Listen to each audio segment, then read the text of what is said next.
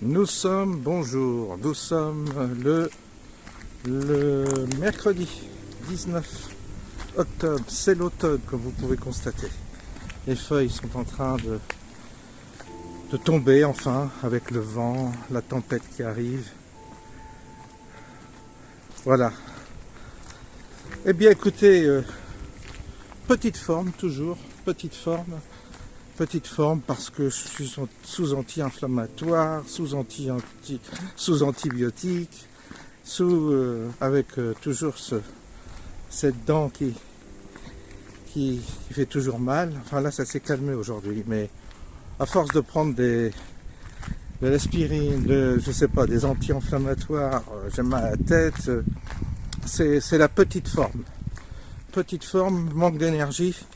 J'ai du mal à bouger. Là, je m'oblige à sortir, prendre l'air, parce que sinon, ça va pas. Chaque fois, je me dis, il faut pas rester comme ça, assis, sinon ça va. On a l'impression de mariner dans son jus, c'est pas bon. C'est pas bon du tout. Donc, il faut se stimuler. Et là, aussitôt qu'on prend la peine de sortir, après, on regrette pas. On dit, qu'est-ce que j'ai bien fait de m'obliger à faire cette marche. Il faut dire que les vidéos, ça m'aide, comme ça, ça me donne un but également. Ça m'oblige à... Je sais que je vais faire une vidéo en marchant, même si j'ai pas préparé du tout mon discours, mon sujet, je dirais. Je sais qu'il va venir. Je sais que le sujet va venir en marchant. Et puis ce chemin où je suis là, ça me fait toujours du bien, ça m'inspire. Il y a de très bonnes conditions, je dirais, sur tous les plans, sur les plans invisibles et visibles. Oui, alors, je pense que je vais intituler cette vidéo Big Confusion. Big Confusion, pourquoi? Parce qu'il y a dans les esprits énormément de confusion. Pourquoi de la confusion? Parce que il y a des situations qui s'entrechoquent, des idéologies qui s'entrechoquent, des religions qui s'entrechoquent, et toutes ces multitudes de situations qui s'entrechoquent créent à nouveau des polarisations, comme j'en ai déjà parlé, et créent des divisions.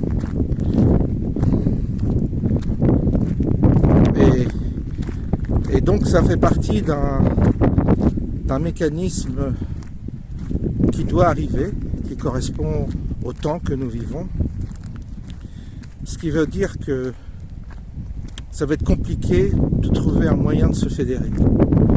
Autrefois, vous aviez les religions qui fédéraient. Là, vous avez autant le christianisme ne fédère plus. On peut dire que la religion islamique, elle, fédère d'une certaine manière. Fédère, mais jusqu'à un certain point, parce qu'il y a des divisions aussi parmi les musulmans. Mais ils vont peut-être se fédérer par rapport à un ennemi commun. C'est pas exclu. Et comme c'est une religion très conquérante et très dynamique, puisqu'elle est portée par beaucoup de jeunes qui sont en forme, et nous sommes dans un monde décadent, une religion décadente. Le catholicisme, on le voit à travers son représentant, le pape, est archi décadent. Donc on voit bien que une religion meurt, une autre est vive et agressive, conquérante, et il y a une forme peut-être d'opportunité quand une société est faible, quand un organe est faible, eh bien c'est l'autre qui saisit cela comme une opportunité pour la dominer. Et je pense que nous allons être dans cette phase-là, nous rentrons dans cette phase-là. Et puis beaucoup de confusion parce que je vois, il y a plein de situations, il y a plein de sujets qui divisent, et les divisions s'entrecroisent. Ce qui veut dire qu'il y a une division politique, mais là on le voit avec le conflit israélo-palestinien, il y a une autre division, une autre polarisation qui s'établit. Il y a les gens qui vraiment se sont révélés d'une manière assez violente avec une forme d'aveuglement, qu'ont quasiment nié le massacre perpétué par le Hamas. Certains ont pensé que c'était une opération sous faux drapeau. Même certains, j'ai vu certains commentaires, certaines personnes avancent même que ce sont les Israéliens eux-mêmes qui se sont massacrés pour créer un choc à leur faveur. Pourquoi j'en parle? Parce que je vois ce genre de théorie. Comme là, à propos de l'hôpital, immédiatement, les gens ont estimé que c'était Israël qui avait jeté une bombe sur l'hôpital et que le Hamas était fatalement la victime avant même de s'interroger sur à qui profite le crime. Et on voit bien qu'il y a des partis pris extrêmement rapides qui sont faits. Pourquoi? Parce que les gens n'ont plus confiance aussi. N'ont plus confiance dans les médias, et ça s'entend, évidemment. N'ont plus confiance dans les versions officielles des États-Unis, parce que les États-Unis ont tellement menti qu'on se demande pourquoi aujourd'hui ils auraient une version qui soit la bonne version, la version de la vérité. Les États-Unis n'ont plus aucun crédit auprès de la population globale, encore moins auprès des populations arabes et musulmanes, et même auprès des populations, je dirais, qui ont une forte identité, pour parler comme ça. Donc les États-Unis sont vraiment dénoués, ils n'ont plus aucun crédit. Donc même s'ils se mettaient aujourd'hui à parler vrai, même si aujourd'hui ils avaient ils avançaient des théories qui sont véridiques, qui ne sont pas trompeuses, fatalement, compte tenu de la multitude de mensonges auxquels ils ont fait appel, et de mauvaise foi et de manipulation, ça se retourne contre eux. Aujourd'hui, ils n'ont plus aucun crédit. Ce qui fait que ce que disent les États-Unis, la plupart des gens maintenant se méfient, se disent « Oh là, si les États-Unis pensent ça, c'est qu'il faut penser le contraire ». Et ça crée justement une autre version en faveur des ennemis des États-Unis, qui ne sont pas forcément crédibles non plus. Mais on n'accorde plus de crédit aux États-Unis, en gros on n'accorde plus du tout de crédit à l'Occident. Parce que l'Occident s'est servi des médias pour influencer, manipuler les opinions publiques, et ce qui fait qu'aujourd'hui, les gens quand je dis les gens, je parle de la population française qui est très très rétive maintenant par rapport aux informations qu'on lui livre, donc elle va se servir dans les réseaux sociaux. Et puis vous avez aussi toute la population qui représente aujourd'hui les BRICS, je sais plus si ça se prononce comme ça, les BRICS, oui, les BRICS, c'est-à-dire les populations qui sont en dehors de l'Occident, qui se sont associées contre l'Occident, sur le plan économique, même militaire, eh bien eux, bien entendu, ils en ont soupé du mensonge et de la mauvaise foi des Occidentaux, et en particulier des Anglo-Saxons. Nous, les Français, on se méfie beaucoup aussi des Américains, enfin on parle des gouvernements, hein, pas des peuples, et on se méfie énormément aussi des Anglo-Saxons qui nous ont trahis et qui nous ont toujours bien menés par le bout du nez. On se méfie les uns des autres parce qu'on sait qu'on a tous trempé dans la mauvaise foi, dans le mensonge, dans la manipulation, et aujourd'hui, le contexte est tel que même si d'un seul coup ces gens-là avaient l'idée de devenir honnêtes et de donner un discours de franchise et de vérité, eh bien personne ne les croirait plus. Ils ont perdu leur crédit. Ça veut dire qu'aujourd'hui, quand vous avez menti toute votre vie, quand vous avez trompé les gens toute votre vie, vous ne pouvez plus avoir de crédit après. Même si vous vous convertissez, que vous pensez que vous devenez honnête, les gens ne vous font plus confiance. Si vous avez volé toute votre vie et qu'à la fin de votre vie vous devenez honnête, eh bien les gens ne vous feront pas confiance, évidemment. C'est la loi de ce monde. Et aujourd'hui, l'Occident est dans cette impasse. C'est-à-dire que même si elle était dans son droit, même si elle avait raison, elle a perdu d'avance parce qu'elle a perdu son crédit à cause des méfaits qu'elle a fait dans le monde, et cette mauvaise foi, elle est flagrante, si vous voulez. Et je ne vois pas comment on peut sauver l'homme occidental aujourd'hui. Franchement, je ne vois pas. Il y a une dynamique des BRICS, voilà, c'est des BRICS qu'on dit, je cherchais le mot, parce que c'est toujours pareil, quand on fait le direct, des fois, c'est un mot qu'on va prononcer dans une conversation, puis d'un seul coup, on est hésitant sur un mot parce que on le prononce à haute voix et on n'a plus le... On se dit, mais c'est bien ça ce mot. Enfin bref. Et donc aujourd'hui, je ne vois pas comment on peut sauver l'homme occidental. L'homme occidental en plus, il a fait presque son autocritique d'une manière même particulièrement paranoïaque. C'est-à-dire qu'il a... Est-ce que c'est le bon mot, paranoïaque? Non. D'une manière... il a fait son autocritique d'une manière exagérée, je veux dire. Il a exagéré son autocritique. Il a été plus loin que ce qu'il devait. En plus, il l'a fait avec mauvaise foi, parce qu'il a critiqué ses ancêtres. L'homme blanc ou l'homme occidental a rejeté toute la faute sur ses parents, les ancêtres, mais lui s'est exclu du champ en s'évertuant à être parfait. Et lui-même est encore pire que ses parents, parce que ses parents assumaient d'une certaine manière les forfaits qu'ils faisaient, tandis que cette génération qui a misé sur la mauvaise conscience de l'Occident en espérant se racheter auprès des peuples qu'elle estime avoir colonisés et exploités, eh bien cette même population est hypocrite parce qu'elle-même a profité d'une manière éhontée du capital dont elle avait hérité, tout en crachant sur ses ancêtres.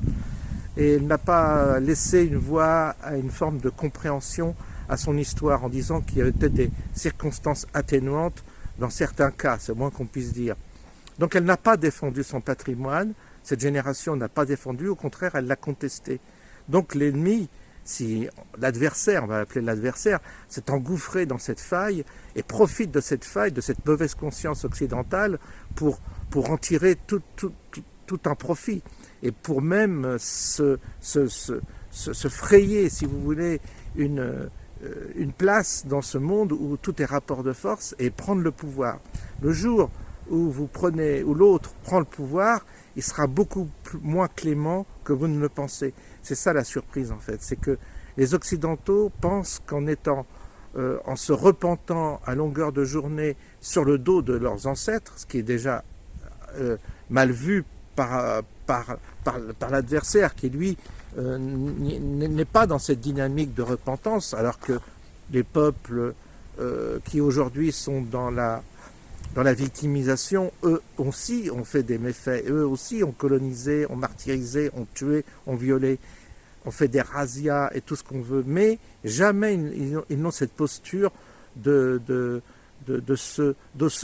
s'auto-flageller, de se remettre en cause. Donc fatalement, l'occidental qui est rentré dans cet état d'esprit de faible, c'est-à-dire qui a épousé la faiblesse de la repentance, va payer le prix fort, puisqu'il se met dans une disposition où lui-même, il demande à ce qu'on lui tranche la tête. En gros, vous avez aujourd'hui l'occidental qui dit à l'autre, qui était donc le colonisé ou la victime, il lui dit, mais assassine-moi, tue-moi parce que j'ai été ton bourreau autrefois. Donc maintenant, je mérite de payer le prix. Et donc aujourd'hui, si vous voulez, l'occidental, et je dirais en gros l'homme blanc, s'offre en sacrifice pour toutes les fautes qu'il s'accuse et qu'il accuse ses ancêtres. Il est dans moi je pense que c'est une forme de maladie. Je pense qu'il y a de la vérité, que c'est vrai que les Occidentaux ne se sont pas bien comportés en toutes circonstances, mais il ne faut pas exagérer, c'est équilibré. Les Occidentaux ont fait de bonnes choses et de mauvaises choses, comme tous les peuples, comme toutes les ethnies, comme tout. Il n'y a pas de peuple idéal, il n'y a pas de peuple absolument vierge et pur. Je n'y crois pas, moi, en tous les cas. Pour avoir visité l'Afrique, tout ça, j'ai bien vu qu'il y avait des relations entre ethnies africaines qui était loin d'être pacifique et qui reposait sur une forme même de racisme interethnique. Donc il ne faut pas non plus, comme certains le font, idéaliser l'homme primitif en imaginant qu'il était absolument en harmonie. Alors il était certainement en harmonie avec la nature, mais la nature, elle n'est pas clémente, elle n'est pas faible. Et autrefois, vous aviez des peuples primitifs qui se faisaient également la guerre. Cette idéalisation de l'homme premier est aussi un des défauts de l'occidental, des Lumières aussi, qui ont idéalisé ce qu'on appelait le sauvage à l'époque, alors que non. Et vous avez donc cette posture de l'homme occidental qui s'autoflagelle dans une forme de confort moral parce qu'il a une telle mauvaise conscience d'être dans une posture privilégiée matériellement qu'il se dit c'est de ma faute et c'est la faute des autres. Mais vous ne pouvez pas, si vous voulez continuer à vivre en exploitant les ressources des matières premières à l'extérieur, et vous, en vivant, je dirais, dans une espèce de parc d'attractions, c'est-à-dire en ne vivant que dans le divertissement, et par derrière, si vous voulez, vous faire pardonner parce que vous avez vécu, je dirais, une vie assez confortable, avec tout ce qu'il vous faut, manger à volonté, avoir une voiture, une maison, avoir des enfants qui font des carrières, et puis aujourd'hui, vous satisfaire d'une forme de culpabilisation intellectuelle dont vous avez nourri les populations du tiers-monde et dont aujourd'hui, ces dernières qui ont été nourries à cette culpabilisation vont venir vous dire, puisque vous-même vous avouez avoir été nos exploiteurs, nos tyrans, eh bien nous on va se venger. C'est l'état d'esprit qui est en train de naître. Et c'est là-dessus si vous voulez, c'est cette situation que je ne vois pas poindre. Et croyez-moi, il n'y aura pas de pitié de l'autre côté. C'est pour ça que ce qui s'est passé entre l'Israël et les Juifs et les Palestiniens, le Hamas, etc., c'est pour ça que cette violence qui était quand même... Alors, moi je parle pour les gens raisonnables qui ne sont pas dans une théorie complotiste, considérant que c'est les Israéliens eux-mêmes qui ont tué leurs propres enfants, parce que là ça va quand même loin. Eh bien, si on prend l'hypothèse qu'effectivement, l'hypothèse officielle qui est relayée par les médias, actuellement même les mainstream, mais qui commencent parfois qui sentent le vent également tourner, si on prend cette hypothèse-là, vous voyez bien que le juif, eh bien, il redevient le bouc émissaire, puisqu'il s'est développé sur une terre avec une certaine arrogance. On entendra le discours de Gaulle sur les Juifs à l'époque, quand il y avait, pendant la guerre des 6 jours. On voit que De Gaulle était très inquiet de cette forme d'arrogance dont il a relevé le profil, et cette forme d'arrogance qui était due à des capacités que les Juifs ont et que les Juifs ont eues pour développer sur une terre où il n'y avait rien, il y avait des cailloux, pour essayer de développer une économie, de développer une science, de développer beaucoup de choses, puisque c'est un peuple intelligent, qui a une intelligence supérieure dont il est conscient. Eh bien, cette arrogance l'a conduit fatalement à créer, si vous voulez, dans un environnement déjà hostile, à créer une jalousie terrible, parce que vous les voyez prospérer dans un univers où les gens sont en déclin. Autour d'eux, tous les pays sont en déclin, tous les pays musulmans sont en déclin, n'arrivent pas à se développer, n'ont pas les ressources en matière grise pour se développer comme les Juifs. Cette distinction, cette différence et on est obligé de le dire, cette différence de potentiel, parce que c'est la réalité, vous suggère une forme de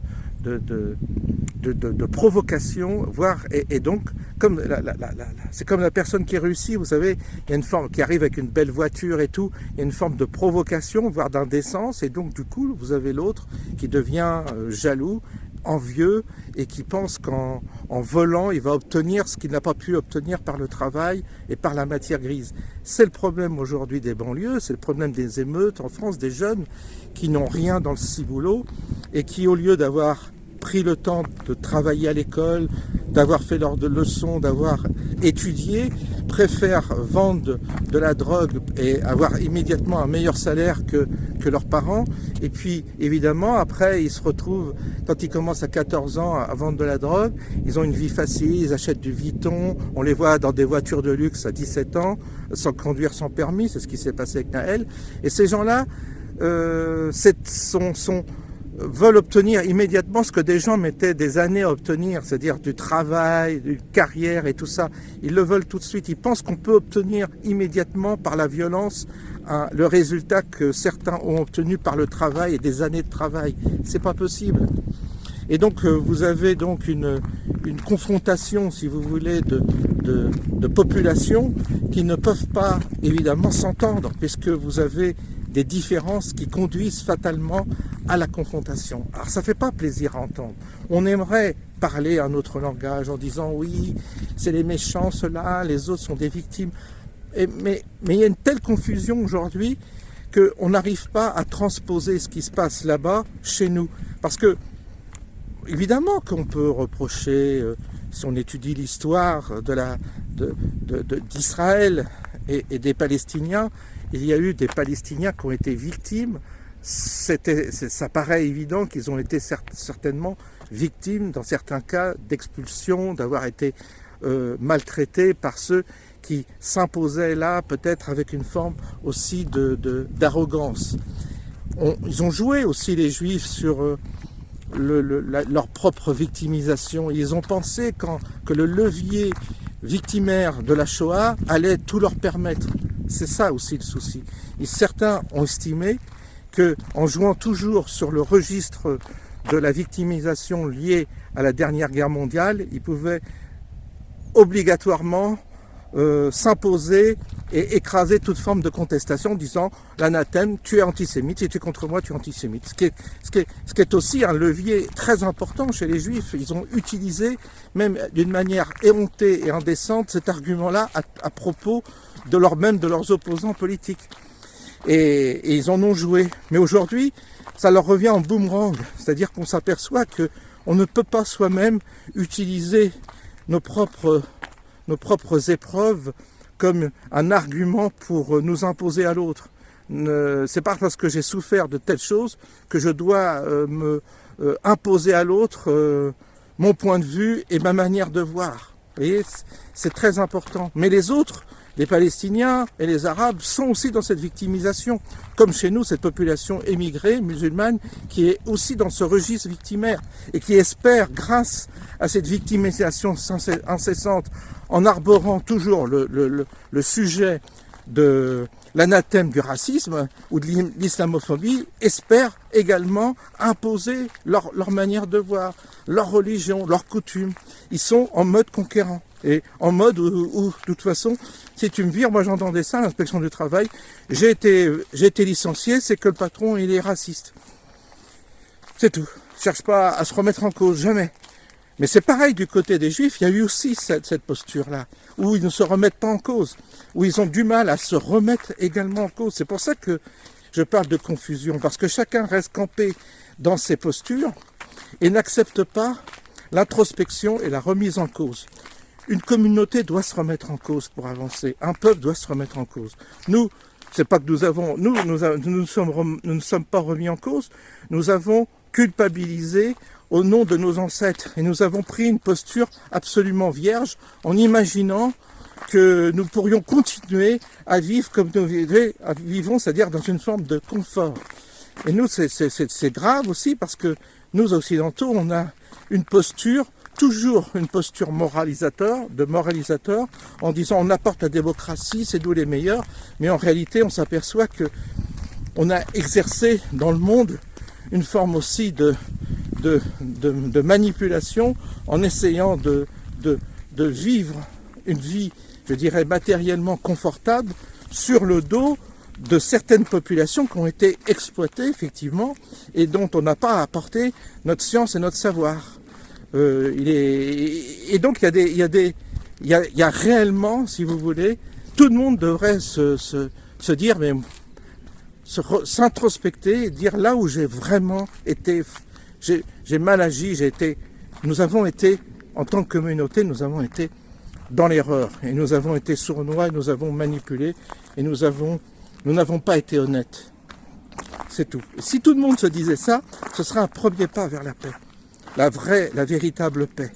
Si les Arabes revisitent leur histoire, revisitent ce qu'ils ont fait, revisitent leur religion, revisitent toute leur histoire, également les razzias qu'ils ont fait, les colonisations qu'ils ont faites, la traite d'esclaves qu'ils ont faite, etc.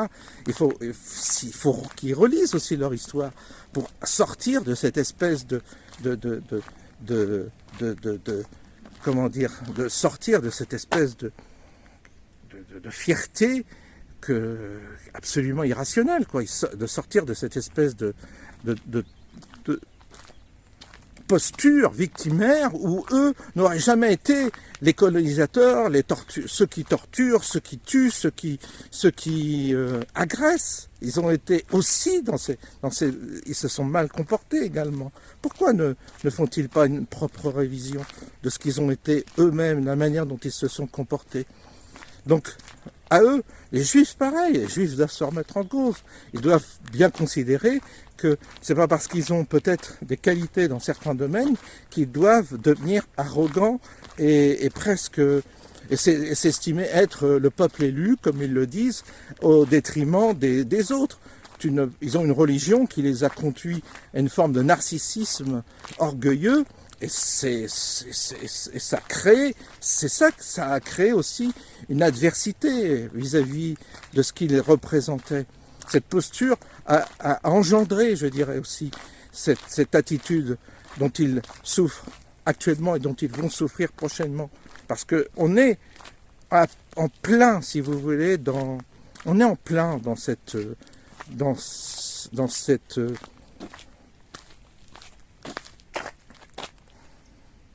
je cherche le mot. On est en plein dans ces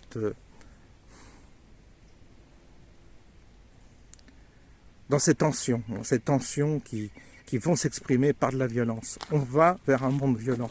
On va vers un monde... Alors, il faut absolument que chacun creuse son propre... Vous savez, c'est comme une introspection, comme une propre... une remise en cause, comment on appelle ça? Je cherche le mot, et je cherche les mots aujourd'hui. Une remise en cause, une prise de conscience. C'est pas ça que je veux dire. Je cherche le mot, je trouve pas. Je cherche l'expression. On a besoin chacun aurait besoin de faire un retour sur lui-même, parce que désigner l'autre comme l'ennemi, je vous assure, ça conduit à la catastrophe, à la guerre civile. Si chacun campe dans ses positions, en se disant... Et puis, il faut arrêter avec l'outrancière victimaire, parce que nous sommes dans l'outrancière victimaire. C'est-à-dire que l'Occident s'est complètement fourvoyé dans un processus victimaire, où alors là, il se reproche tous les crimes de la Terre. Alors là, c'est le défaut, je dirais que c'est la posture totalement débile, qui consiste à s'offrir en victime et à dire mais moi je suis coupable de tout, du climat, des guerres, de tout. Il faut arrêter aussi avec cette posture où on est absolument cette posture où nous mettons comme celui qui est responsable de tout. C'est la posture culpabilisatrice de l'Occident qui devient maladive, qui est une véritable maladie, voire une folie. Et parfois, dans un système occidental plus équilibré, rectifié, on obtient une société pacifiée et également qui peut évoluer. Tout n'est pas à jeter. C'est pour ça que c'est dangereux. Les postures de certains sont totalement dangereuses. Puis vous avez tous ceux qui mettent de l'huile, comme l'extrême gauche, qui mettent de l'huile sur le feu, qui veulent absolument nous conduire au chaos, à tel point qu'on se demande si Mélenchon n'est pas piloté par l'État profond pour créer le chaos dans nos sociétés et ensuite pouvoir prendre le pouvoir, quand tout sera détruit, ils prendront le pouvoir. Et eux, eux vivront dans le luxe et la félicité, je dirais, parce qu'ils ont réduit, ils mettront tous ceux qui pensent pas comme eux dans des goulags. On aura une dictature qui sera bien plus féroce que celle que nous subissons actuellement, malgré tout, et ça risque d'être bien pire. Donc attention à ceux qui mettent de l'huile sur le feu. C'est pas bien, tous les gens qui cherchent à être dans une... qui ne cherchent pas le moyen de sortir de l'impasse dans laquelle on est. Il y a un moyen de sortir de cette impasse dans laquelle on est. Je vous dis, c'est en faisant, j'ai trouvé le mot, un examen de conscience. On appelait ça autrefois un examen de conscience. Il faut que tous les peuples fassent leur propre examen de conscience en regardant en face ce qu'ils ont fait de bien, ce qu'ils ont fait de mal, et en essayant de ne pas se revendiquer comme étant la perfection. Il n'y a pas de peuple parfait. Il n'y a pas de peuple qui détient la vérité. Il n'y a pas de communauté parfaite, de communauté qui détient la vérité. Ça n'existe pas. On a tous des qualités et des défauts. On a tous fait des bonnes choses et des mauvaises choses, comme dans nos vies. On n'est pas parfait dans nos vies. On a fait des bêtises, on a été parfois méchants, on a été parfois cruel, et parfois on a été généreux, et parfois on a réussi à sauver des vies également.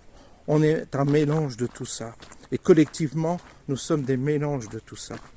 Et ce travail d'examen de conscience, il doit concerner les Juifs, il doit concerner les Arabes, les Asiatiques, les Slaves, les Russes, les Occidentaux, les Américains, etc.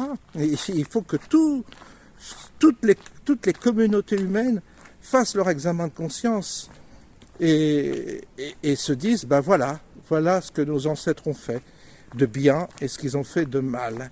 Et nous sommes là pour poursuivre, non pas le mal qu'ils ont fait, mais le bien qu'ils ont fait. Et si nous avions cette attitude-là, eh bien, de nouvelles passerelles pourraient s'établir. C'est-à-dire qu'il y aurait des alliances qui pourraient se faire. Parce que les qualités des uns et des autres deviennent des qualités complémentaires. La qualité qu'ont les Juifs, parce qu'ils ont des qualités que d'autres n'ont pas, pourrait servir des qualités que d'autres peuples ont sur d'autres domaines, dans d'autres domaines. Et vous avez des gens qui ont des qualités spirituelles, vous avez des gens qui ont des qualités matérielles, et si les peuples qui ont des qualités spirituelles s'alliaient à des peuples qui ont des qualités matérielles, la combinaison des deux donnerait une civilisation qui serait partagée entre une évolution matérielle et une évolution spirituelle, ce qui n'est pas incompatible. Mais là, je suis en train de rêver. Je rêve à haute voix. Mais c'est vers cela que nous devons faire. Mais tant que nous ne passons pas par un examen de conscience et tant que nous sommes dans une posture où nous accusons l'autre sans nous remettre en cause, c'est pas possible. Le souci, c'est que l'Occident a fait une remise en cause, mais il devrait faire une remise en cause sur son hypocrisie, pas sur la colonisation et tout ça. C'est pas ça le sujet. Le sujet pour l'occidental, c'est d'avoir usé d'une posture morale qui lui a donné l'illusion d'être dans la vérité. Si vous voulez, les Lumières, tout ce qu'on appelle les Lumières chez nous en France, c'était les Lumières, la Révolution française, toutes ces idées qui ont provoqué des révolutions à l'étranger, eh bien ces idées-là sont d'un orgueil fou, parce que ce sont des idées qui ont voulu s'exonérer de leur relation au monde invisible et l'homme a voulu devenir Dieu. L'homme occidental a voulu s'approprier la tâche de Dieu. C'est un peu ça le transhumanisme.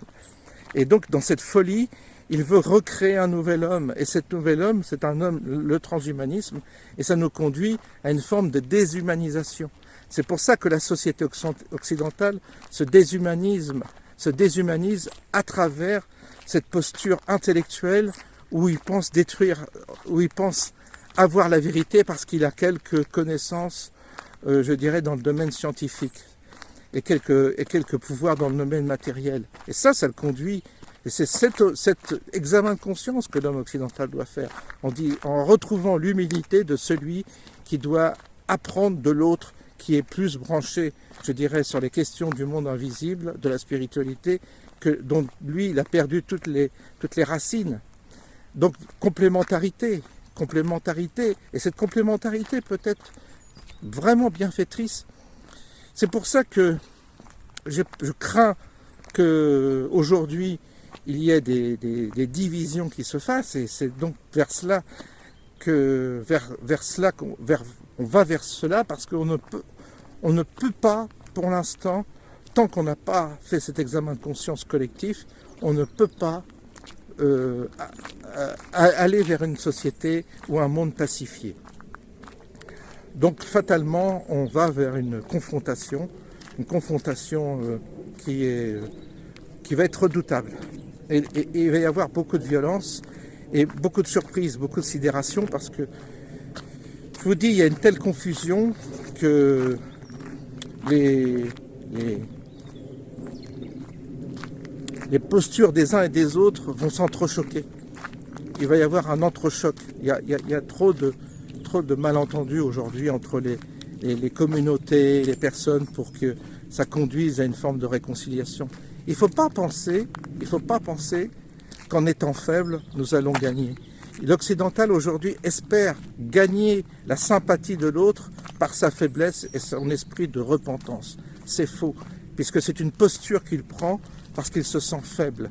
Et il faut, pour qu'il soit dans une posture une posture où il soit en position de négocier, il doit être fort. Il doit affirmer une force aussi. C'est comme ça. Et ne pas l'utiliser, sa force, mais il doit être dans une posture de force. C'est tout le problème de l'Occident qui aujourd'hui est en train de s'effondrer. C'est comme une civilisation qui s'effondre face à une autre population qui est en train de devenir barbare, c'est-à-dire qui devient, on le voit, il y a une barbarie dans les comportements, dans les actes et dans les propos qui décoiffe le petit occidental woke. Et là, je crois que ça va être la sidération, comme les jeunes qui faisaient leur rêve party pour la paix et qui ont vu déferler des hordes de barbares avec des couteaux qui sont venus les égorger, les violer, les trucider, tout ce que vous voulez. Et ça, c'est le problème d'aujourd'hui, c'est que nous nous retrouvons dans un monde où il y a énormément de gens qui sont devenus des barbares. Même en France, nous avons beaucoup d'étrangers qui viennent de pays où il y a eu des conflits, des jeunes qui n'ont pas reçu d'éducation, tout ça, qui sont des bombes vivantes, et nous n'avons pas encore conscience de ça, bien que tous les jours, nous avons des faits divers qui le prouvent, mais nous ne les regardons pas, nous préférons tourner le regard et ne pas regarder ce que nous avons en face. C'est tout le sujet. Voilà un peu la synthèse de ma pensée et de ce que j'essaie d'exprimer, de formuler. Je ne suis pas du tout là pour créer une animosité quelconque. Je suis là pour essayer d'avoir un regard objectif sur la situation qui se trame devant nous, de notre société, même également de ce qui se passe à l'étranger, de voir les mouvements qui sont en train de s'opérer et dont nous devons absolument voir avec une forme de conscience et non pas une forme d'amertume. Il y aurait une possibilité de sortir de ça, mais nous n'y sommes pas. Nous n'y sommes pas, nous ne voulons pas de paix, nous voulons continuer, nous allons vers un processus qui devient de plus en plus tendu, et tout ce qu'on peut espérer, c'est de reculer l'échéance, c'est-à-dire on retarde l'échéance du cataclysme. Il arrive, mais on retarde. Encore 1 heure, on demande au bout. Encore 1 heure, s'il vous plaît, avant qu'on nous tranche la tête. C'est un peu ça, notre situation. Je vous souhaite une bonne journée et à bientôt.